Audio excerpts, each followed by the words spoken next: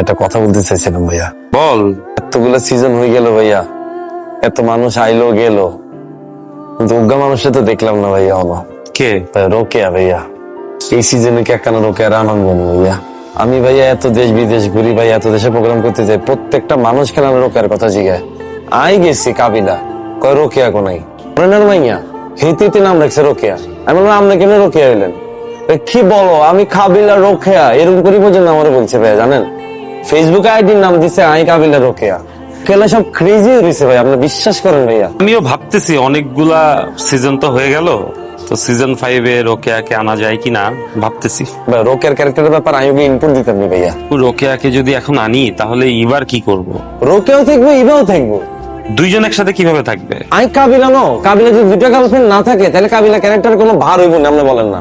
আর রোকেয়ারও লাগবে আর ইবারও লাগবে ভাইয়া। প্লিজ প্লিজ আমি এটা আপনার কাছে একটা রিকোয়েস্ট করলাম।